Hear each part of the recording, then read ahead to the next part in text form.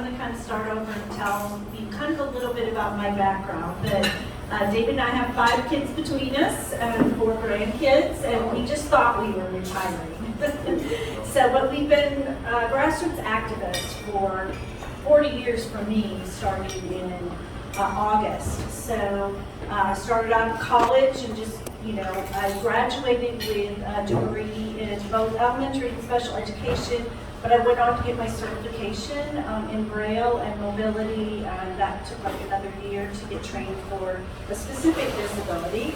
And so we moved to Texas right away.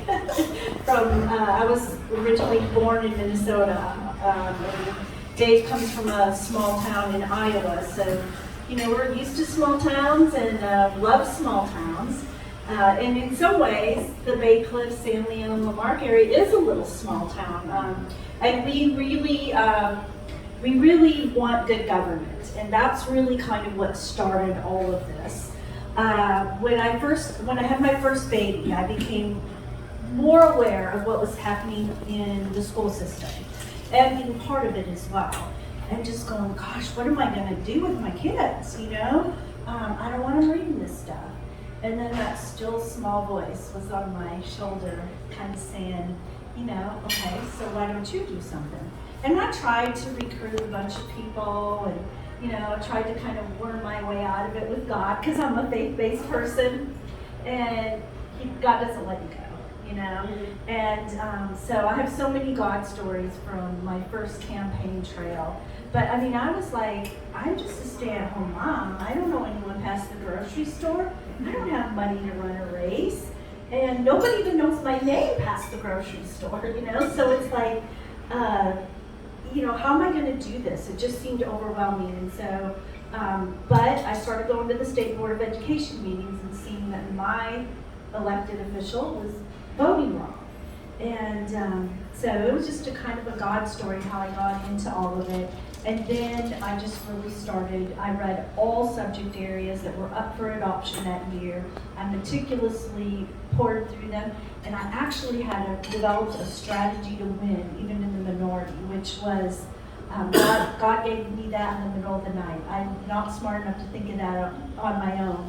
But I do have a really good radar, and I can usually tell what motivates people. And that was really to my advantage. So publishers, what do they want? To make money, right? So that's where you got to hit them if you want them to change something. So there was a law at the time where we had, they were called content standards. So books had to be free of air. And I found out really quickly the moderate Republicans and the Democrats only recognized an error as 2 + 2 = 5. But an error in truth is also a factual error. So I started using the standards that were already in place to get rid of bad junk in textbooks. But that first year, we still lost. Out of 15, there were 10 Republicans, but only 4 conservative Republicans. And nobody wanted stuff. It's just like the legislature, they fight to not have to take a vote on it. They don't want it on the floor. They don't want to be held accountable for their vote. But if you're running as a conservative, I started calling for recorded votes constantly, and I was like, an irritation.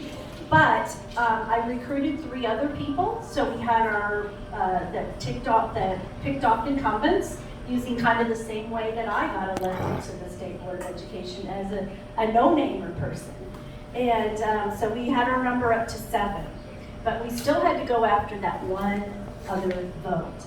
And so in the middle of the night, I got a great plan, and I said, okay, let's just do it. We knew that we were going to lose the vote that year on rejecting particular textbooks.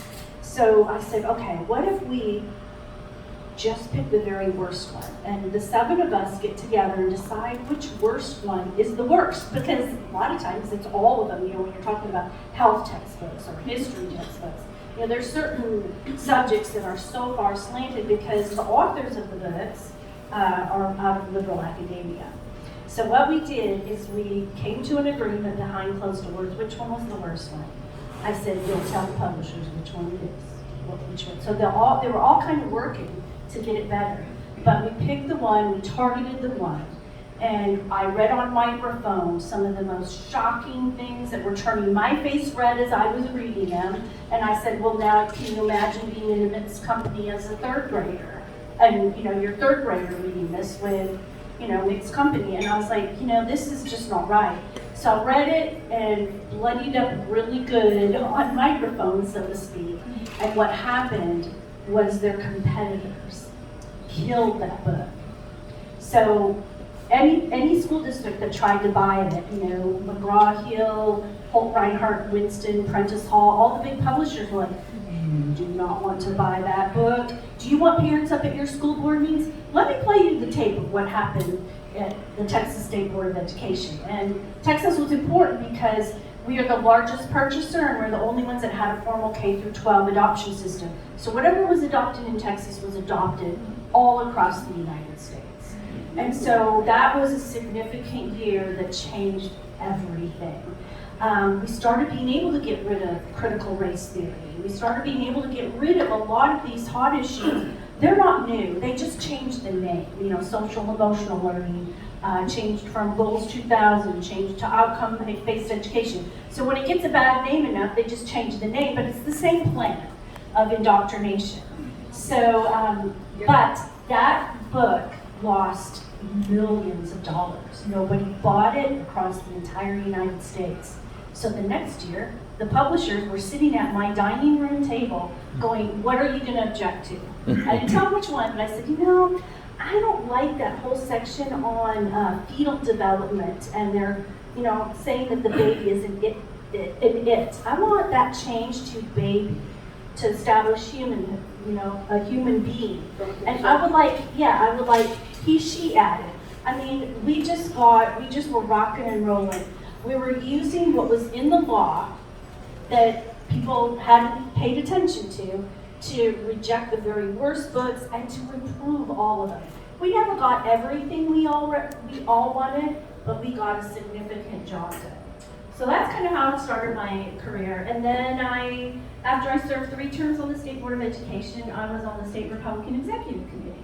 Same thing, we had some of the same issues, but we had started a legislative priority committee. And so the delegates will decide, and I encourage all of you to go to the convention either as a visitor or as a delegate or alternate, and participate. That is the beginning makings of a law. So you get your resolution in, and if a majority of senatorial districts turned in a resolution like the one that Joseph had on legal parenting, that is for consideration to go into the platform. The platform is what we hold our elected officials to, and this is the directions. This is the grassroots here saying, this is what we want you to work on, elected official. So then I kind of worked those issues, and whatever the legislative priorities came out that year, that's what I would, go through the Capitol working for.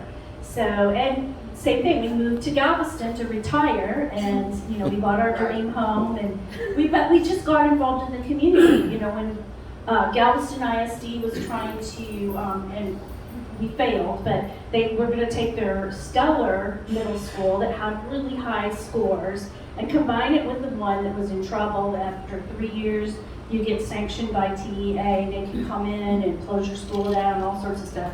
So what they did is they wanted to combine the 2 scores or the 2 schools, so they could hide the scores or bury the scores rather than fix the problem.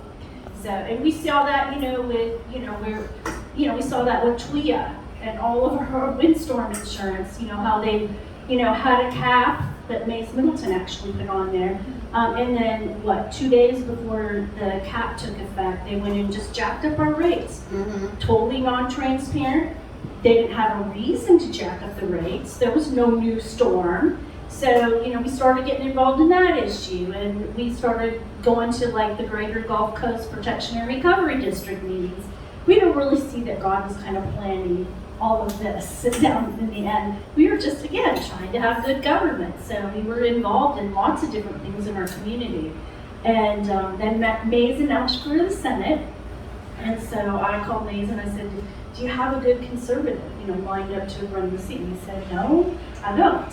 And so we kind of looked around, and I made a few phone calls from people that I thought would be good, that had good name ID and had some standing, and nobody was going to run. We saw the race form up, and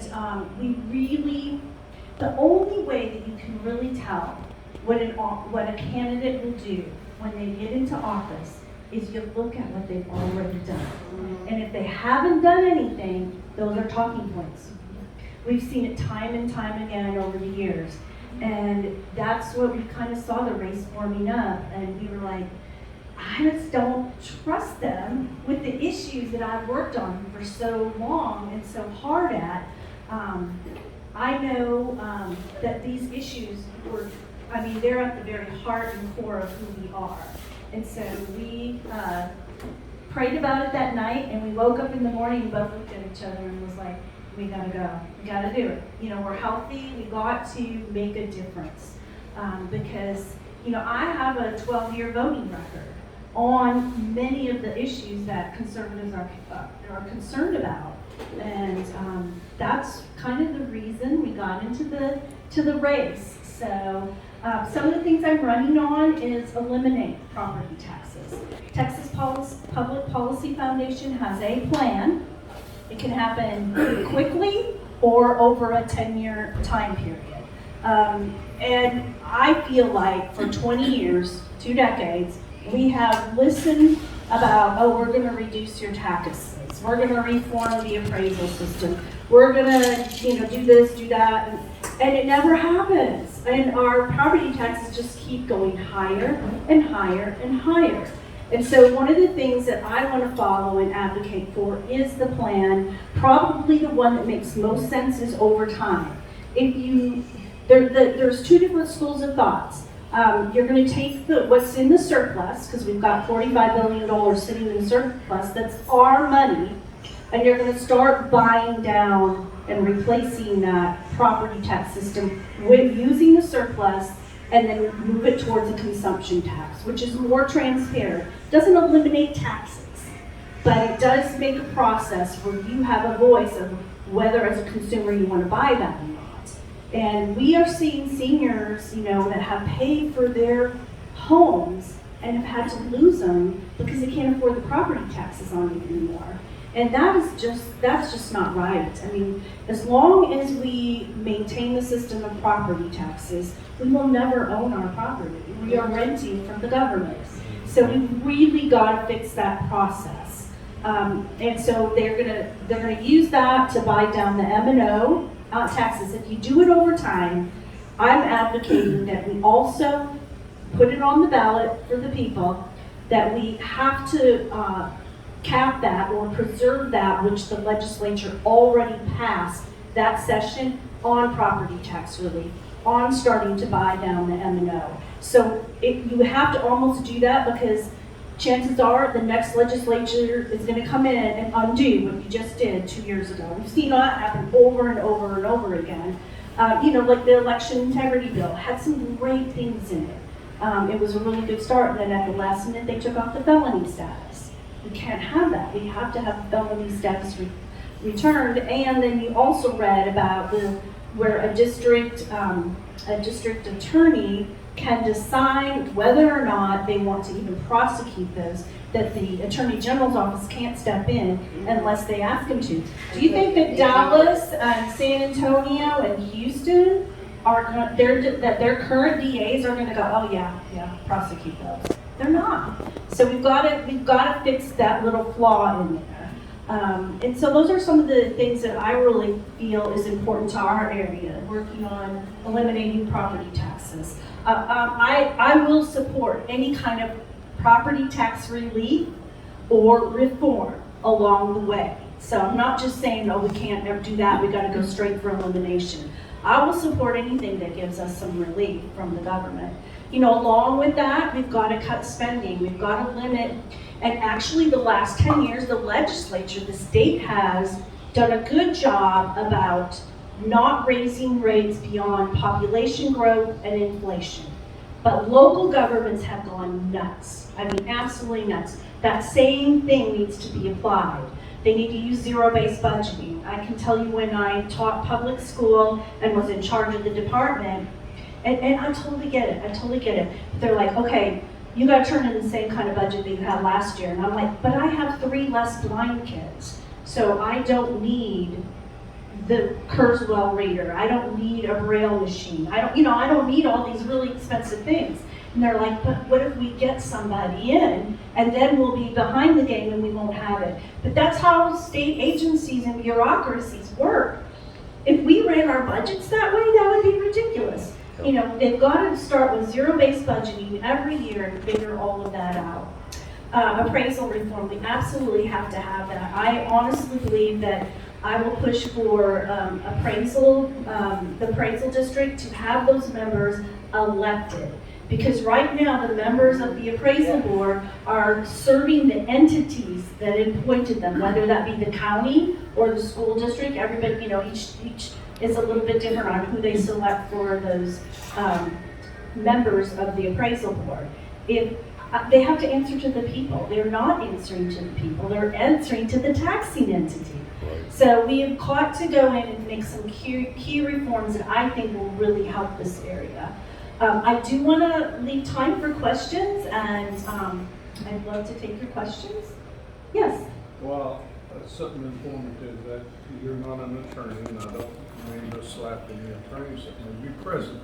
But I have a nephew of mine who's pretty despicable, but he's a malpractice personal injury law attorney. He's partnering a very, very successful firm. And he's been wanting to get anybody elected that is willing to overturn the tort laws that the state put in. Back when Governor Terri was one of his first terms or so, they managed to get that in. That's been one of the key factors why this state is so successful. Exactly. It limits a lot of the frivolous lawsuits. Yes. It does limit the liability unless you can prove negligence. Once you prove negligence and everything's all and personal injury. Yeah. But I don't want to see another personal injury lawyer like your opponent. Exactly. Because my nephew likes it. I said it for me. Well, exactly. I mean, and that's my concern too, is, Craig Island is a Democrat. We worked really hard to get rid of him in this area. And, my opponent is taking money from a far left Democrat that gives just as much to Apple. I mean, and he's like, well, yeah, that's my employer. But all of the lawyers he's like, what are you going to do? Half the lawyers on the island are Democrats. I'm like, yeah, but half the lawyers on the island are Democrats, but they're not given to conservative Republicans. So Texans for Lawsuit Reform stepped in and endorsed me a couple weeks ago. That would be a huge help. Same thing, and I've seen it from even, I saw a coach that lost his career. He followed all of the policies and all of the rules that he was supposed to, but he had a student that had a severe injury. The kids had physicals. I mean, he did whatever he needed to do, and I mean, honestly, he was being sued for so much money that it ruined his career and his life. And he, again, you should be able to sue if you have a legitimate claim. But all of these frivolous lawsuits, they hamper small business. They don't want to come here with all of that. And you're right, it's one thing that has kept people moving to Texas. It's helped our economy and all sorts of things.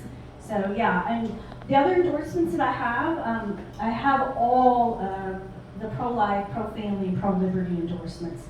They know me, they know my name. I've worked on their issues before. So I have Texas Right to Life, Eagle Forum, Concerned Women for America, Texas Values, Texans for Lawsuit Reform, help me out, honey, True Texas, Texas Homeschool Coalition. I've worked a lot with them over the years.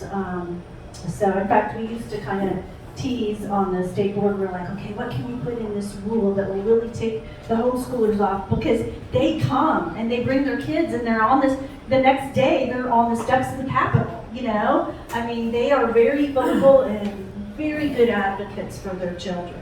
So, and that was just a kind of a joke, but we're like, we need to get somebody up here to speak and defeat this thing. And they were very highly effective. And we seen too this last legislative session when they started the first session and we can't do constitutional carry. We're not even going to introduce a bill. We're not even going to put it in committee because it's not going to go anywhere. And we saw that. And then we saw all of a sudden a lot of people snowballing them with phone calls and letters and emails. And lo and behold, it worked.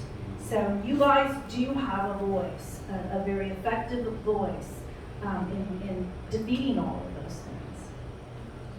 Yes. You said part of your platform is that you like to believe in expounding a little bit. Yes, I will absolutely, especially when you're the police officer, I will especially ask for you on advice on any bills that come through that affect your organization. We again lost, maintaining qualified immunity. There's been a lot of talk about getting rid of that, and we should not get rid of that. That protects you when you are doing your job. And if you get rid of that, I feel like, and you tell me if I'm wrong or not, but I believe that an honest police officer is going to go, is this worth the risk to me and my family? Is this worth a risk to my life to do what I know has to be done? If somebody's going to come back and you're going to be held liable for that. So. Yeah, because in those situations, you're tried by the media. Exactly. Immediately, and you're guilty until proven innocent. Right. And if that goes away, you're left out there. Most counties and most cities will be gone. Yeah, And absolutely. they'll sell out of court, which makes you look guilty Right. immediately.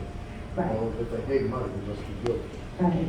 It's And just a we, very important thing that Yeah. nobody seems to be addressing. yeah, and we cannot continue to defund police. I mean, that is affecting our communities. When I first started teaching, I taught in the housing project.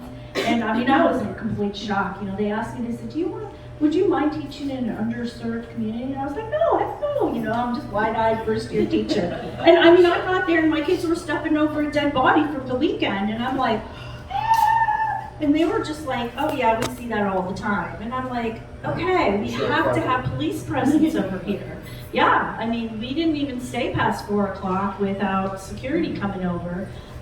So yeah, it's a problem. And where there is no police officer, there's going to be crime. And when there's crime, there's no learning going on. And I mean, in fact, it snowballs. That's a basic thing that we have to be able to protect our communities. We have to, because you can't have a healthy community. You can't have a healthy education system. You can't have, the right to bear arms and all of these things that we care about if, crimes run amok and no one's paying attention to, following rules. So yeah, anyway, that's kind of a little bit, but I would love to talk to you more about that and find out some of your concerns and your ideas as well. Okay. I kind of wanted to know what you were going to do to ensure our integrity with our voters and try to stop this voter fraud. Yes.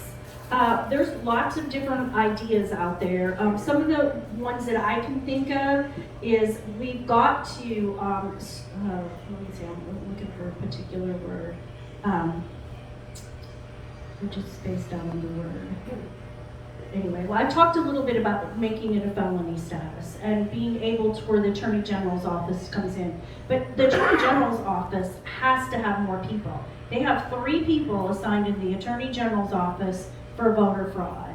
I mean, for an entire state. It's the same thing. It's the same thing for family law. Yeah. I mean, you have a very small staff to cover all the family law courts and whatever, and so you have to.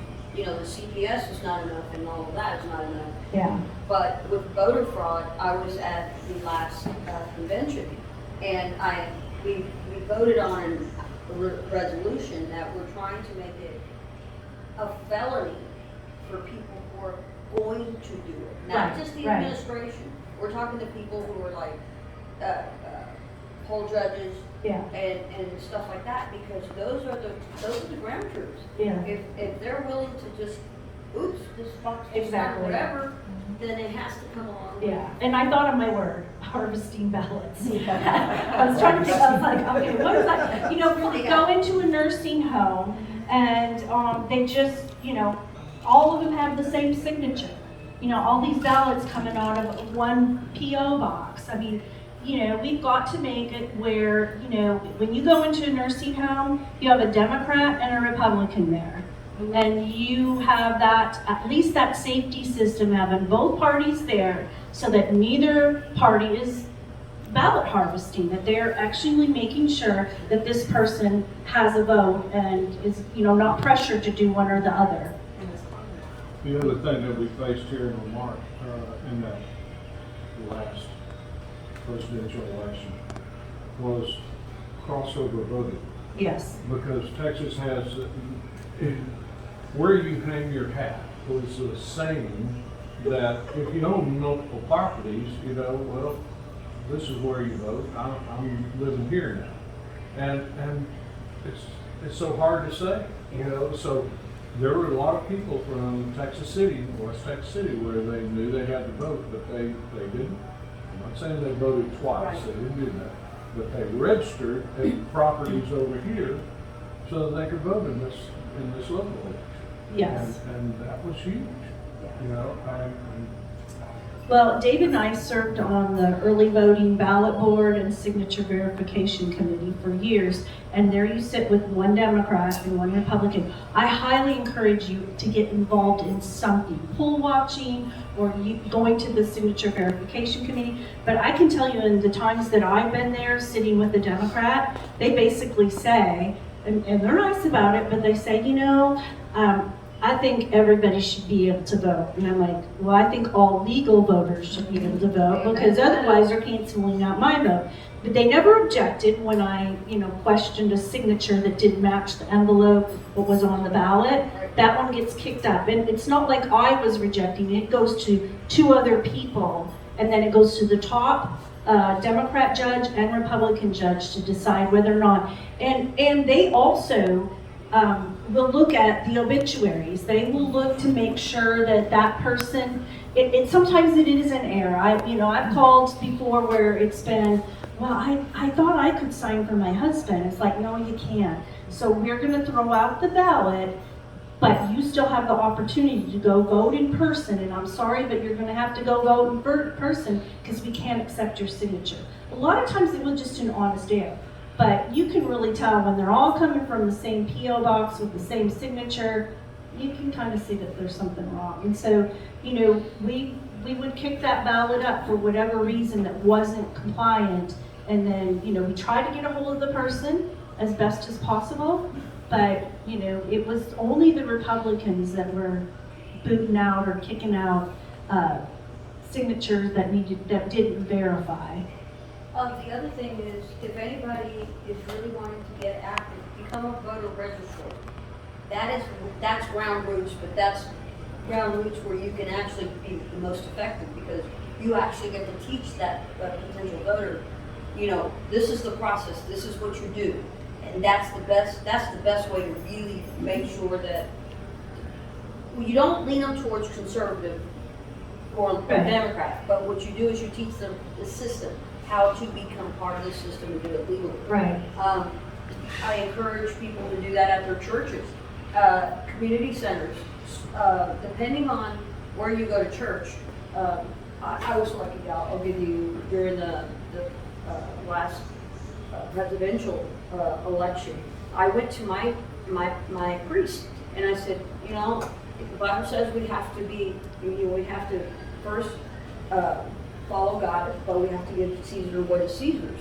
What's the best way for us to put our light out into a dark world? Well, we need to be voted, we need to be registered, and we need to be voted. And you can still register until April 7th Exactly. is the cutoff for this runoff race. So if you know somebody that didn't vote in the runoff, that's okay, they can vote now. If you need somebody to get registered this next week, you can go ahead and get them registered, especially, your churches is a great way, because you've got to, we've got to convey to the like-minded people out there, you need to go vote your values. You need to get out and vote your values. So that's the very first step. So you can, and the only thing that you cannot do, if you voted in the Democrat primary, you can't cross over and vote in the Republican runoff. Yeah. So they will check, to make sure that you either haven't voted in the Republican primary or that you did vote in the Republican primary, and then you can vote in the Republican primary runoff race. So we do need, people that will be willing to hand out stuff at polls. We do need people there for election day as well. But get involved in the process. Really, it's not going to get better if we don't. It's up to us. We got to take our country back. Do you need any help in a phone bank or anything reaching out?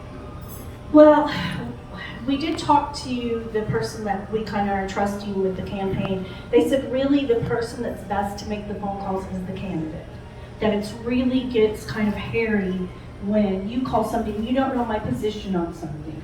But what we do with the block walkers is we give them my phone number.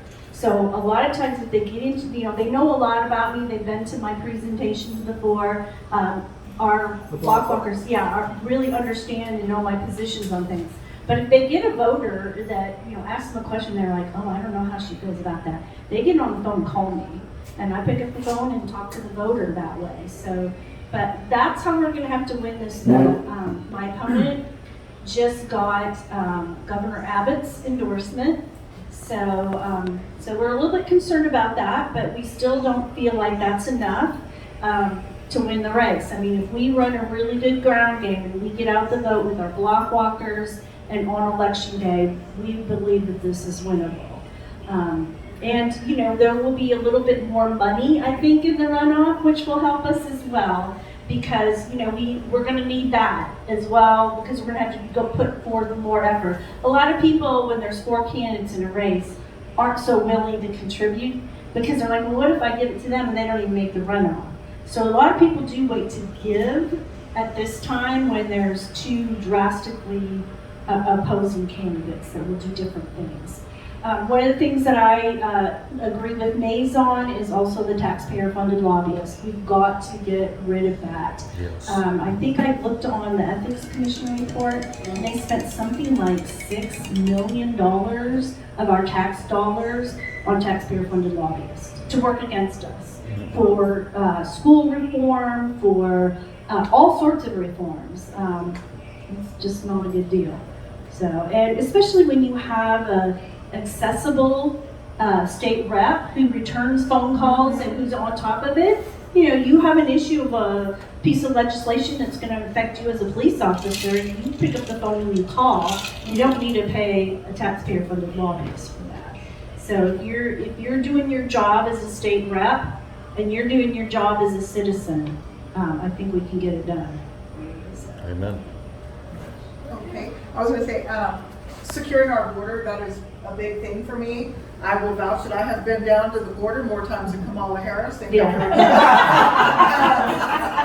not true. So I kind of That's want to know not true.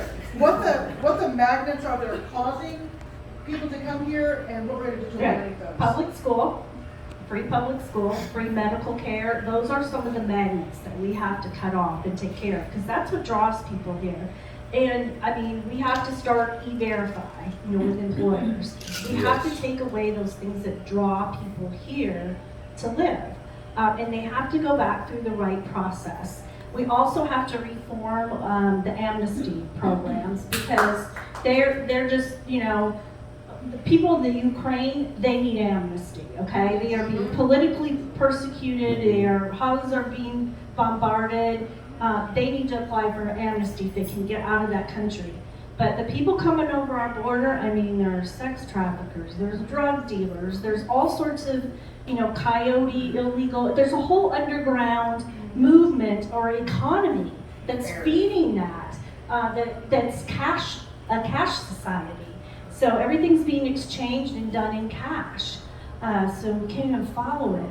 But we've got to do that. Some of the other things that just started recently, this last legislative session, by the way, their money is there to close the border. The legislature has put that aside. So we just need people with the will to do that. One of the things too that you've got to go through is if most of the people, you have to give them fair market value for their land, because there are certain areas where and hopefully you don't have to get to that place, but you can give people fair market value. Most people on the border are like, please come in here, we'll sell you that section, you know? So the state really, and that's a process. So the state has to go through the process of, you know, buying land and doing eminent domain if they have to. But I mean, I hate using I hate eminent that. domain. I do too. But Somebody's property. that's- If you're paying fair market value Exactly. for their land, you shouldn't have a problem with that. You used a word you didn't need to. I did? What did I say? You talked about amnesty and this, that, and the other. You are not for amnesty, and I can't remember the stupid word. Oh. When they ask for asylum. Yes, that's what I meant. Yeah. Yes, okay, Not thank you. amnesty. Thank you, No, honey. I Are you just- trying to signal me over there? Yeah. Sorry, okay. I'm glad you interrupted and Asylum, corrected it's me. not just, it's No. not just asylum, it's Yeah. political asylum. Yeah. As a Cuban born, Exactly. that's, we would go to third party, Yes. country and then ask for political Yes. asylum there Yeah. to come to the United States. Right. Okay, thank you, You're honey. not for amnesty, are you? Okay, no, I'm not for amnesty. Thank you. So thank you for correcting that very important thing. Because it's not. So, I just want to tell you Every though, day and then, and I know, Catherine, you've seen this before, but I just wanted to just say why, you know, I was talking to a small group that got here first. And in 2009, a law happened where they removed the content standards that we so effectively use to stop so much of the bad junk coming into our textbooks. And that was 2009, this is 2022. We have a woke generation because the generation has been reading this. If COVID had one great consequence, it was that parents, through virtual learning, started paying attention to what their kids were reading and seeing and being taught. So that is a good thing, and I think that this is the perfect time to get my textbook bill through. You can do one of the two ways. You can either put the content standards directly into the education code, into the law, saying that we want books that promote the free enterprise system. We want books that support Americanism. You know, we want, here's the things, when you talk about theories to students like global warming, you have to present both sides. You know, only one side is taught. So they were really good content standards that were voted in by the majority, not a minority. So you can either do that, or you can get the elected body back and give them the ability to implement the content standards. So it could be do one of two ways. Because you can't get rid of a publisher as a parent. You can't get rid of this, you know, the bureaucracy, TEA. You can get rid of the State Board of Education member that's not voting the right way. You know, and that's how you give parents the power back to over these things. I just want to show you a couple things. This is why our generation thinks the way they do. Growing numbers of people are pledging their allegiance to the planet that keeps them alive. They see themselves as citizens of one Earth who represent every culture, every race, every species, every living creature in the future generations. That's a lie. That's a factual error. I was a Texas teacher, and I don't know one school district across the entire state that is pledging their allegiance to the planet, okay? So that's an error in truth. That's an error in fact. That's a factual error. But nonetheless, what this is doing is making a generation of kids think, maybe that's okay to think that way. Maybe it is okay, and I don't need to pledge my allegiance to my country. I'll just do it to the planet. The planet doesn't keep you alive either. So here's some other ones. Ways to reduce poverty. Redistribute some of the land owned by the wealthy or by the government and give it to the poor. I mean, these are textbooks. Well, this is what our kids are reading. Here's another way to reduce poverty. Not only involve them, and then it says women for some reason, like we're not involved. But I know, that's right, I'm not a biologist, I can't answer that. But ask the poor what they need, give it to them, put them in leadership positions, and then tell others about how that works. I mean, these are crazy, this is crazy stuff. Oh, I love this one. This is from a history textbook. At your age, this has nothing to do with history, 1865 to present. At your age, should your parents be making rules for you? What sort of rules? Should the same standards apply for your younger children in the family? Under what conditions, if any, would you feel justified in not listening to your parents? What does that have to do with this? Is nuts. Anarchy. Yeah, and here's kind of the book that I talked about. We had a really horrible history book that came out and we were able to change it. But this was the first page, the draft from the publisher, The Nightmare at Omaha Beach. Yeah, it talks about the death, the dying. It's so anti-American. So we got it changed to be what it should have said to our students and our children. It was a day for heroes. This was a day that young men had the rest of their lives put in front of them, laid them down, not just for France, but for the entire world, and changed the course of history. Yep. And it takes the real quote from Omar Bradley that says that every man that stepped foot on to the beach today is a hero. That is what we want our kids to do. But they've taken so many events that our kids haven't lived through, Sputnik, whatever it is, and I can go through all of the historical events where, I mean, it's not displayed. Like, this was a major accomplishment for the United States of America. We were the first. Same thing that one year when 9/11 happened, we were supposed to adopt history books in November, but September 11th had happened, and so we felt that was a historically significant event that needed to be in the textbooks. Same thing, it came back, well, you know, America should not have been involved in the Middle East. We made them mad, blah, blah, blah, blah, blah. You know, and so instead, one of my other great moments on the state board, I said, no, we're going to tell the stories of heroes. That was the one time when nobody saw Republican and Democrat. Nobody saw race. Nobody saw, we were all Americans. And that was a very unique thing in our history at that time. And so I pulled out the stories of the heroes. I took Todd Beamer, the Let's Roll, and that chose to crash. They knew what was happening. They knew where the plane was headed, and they refused to let them crash that plane into the White House or I think it was the White House or was it Congress. Anyway, so we told that story of the brave men that intercepted their plan and knew they were going to die, but did it anyway. It was so moving. Todd Beamer's wife had written me a thing and said thank you. So preserving that in the textbook so my sons will know. So what the dad did. So but those were the greater moments in history. We felt like that's the other thing with history textbooks. A teacher can't get through a book in, that's 5,000 pages in a year. So you have to pick the most historically significant events. And I have another example over here where they took the history of aviation. Guess who was left off the history of aviation? Orville and Wilbur Wright, of course, because they're dead white guys. It's craziness. It's like, instead we put in an air show actress, Bessie Coleman. Nothing against Bessie Coleman. I said, Bessie Coleman, she's an air show actress. She's African-American female. I don't mind having her in here, but she gets a paragraph. You can't write a whole entire section on the history of aviation and leave out Orville and Wilbur. I'm all for role models. That's great. Let's leave her in. But you got to redo that chapter. So, or even Howard Hughes if you really want to go. Exactly. Right. So anyway, any more questions? I don't want to keep some of you. I know you got to get going. I don't want to.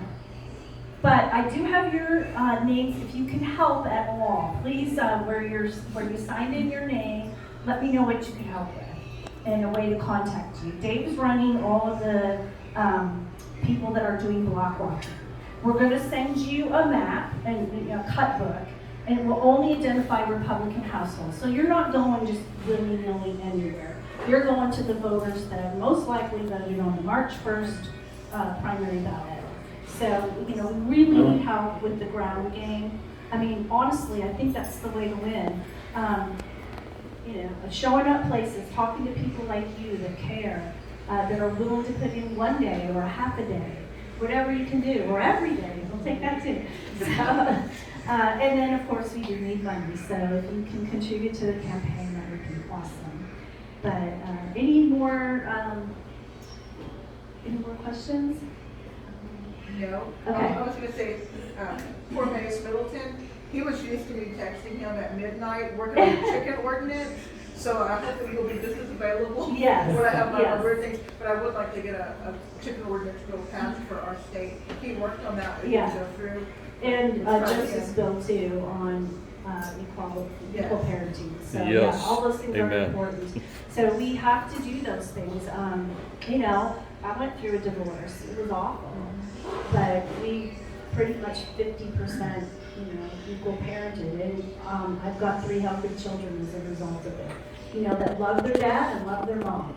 And, you know, those are the most terrible situations where, you know, one parent's bitter and they're fighting so that the other parent can't be involved. Or, you know, it's crazy. It's crazy. So we don't want that. Joseph, you want to talk a little bit about what you're doing in Marque or no? We're doing a recall on Kimberly Yancey at the moment. We got 2 weeks left. We're over halfway with the signatures. Comfortably, I'd like to do another 100 yet. We won't announce the date, but the mayor's going to be after that. And we just got to get the spending under control. They're going to bypass us. They took the PD off the ballot to take it away from the taxpayers to have a vote on it. And they're doing the CO, a certificate of obligation. So basically it's going around the taxpayers and saying, just like what they did with the taxes, we don't care what you say, we don't care what you think, we're just gonna do what we want. And they need to be held accountable. It's our money that we're spending, and Robert's the numbers guy though. He's my mentor. It's accounting fraud. It's accounting fraud, absolutely. We like to say, oh, it's all legal. Well, they just found a loophole and went around it. Well, there's a couple unique things about our campaign over all the others. Is we are retired, so we can do this full time. And you really do get 2 of us. So Dave is my helpmate in all things, and so we already agreed if we're going to do this, I'm not doing it without Dave. So he'll be a volunteer in our office. And yeah, so we don't want to, you know, me going to Austin for 6 months without each other, and so it's a partnership. And so yeah, I'll be the legislature, but you'll have a face. If I'm busy, Dave will help you. So free of charge too. And I'll be getting 600. You know, every office that I've ever held has been a free one, and my girls always say, you know, Mom, why are you spending our inheritance on all this political stuff? Because on the state board, the district is 12 times a state rep seat, and you get 0 pay. You have 0 staff, so you are it. So, you know, I was used to filling, and you know, when you become a state rep, same thing as a state board of education member, you field calls from no matter what party this person voted in. If they're having a problem with this, you return the phone call. So you can hold me to that. You're recording it, so I'll let you hold my feet to the fire. But thank you all so much for coming out. I'm going to stay here and answer more questions. I know some of you have to get other places, and that's good too. So anyway, Well, thank you very much. Thank you, Katherine and Robert, and thank you, Jeff or Joseph for sponsoring. I lost my words for sponsoring, hosting the event. So anyway, I really appreciate it. So thank you. Okay. All right, well, she's all yours, so I'll let you meander. If anybody is still hungry, let's support local business, order dinner, take something home, and come here often. Like I said, we need to keep our local businesses well here. Anyway, thank y'all, enjoy yourselves.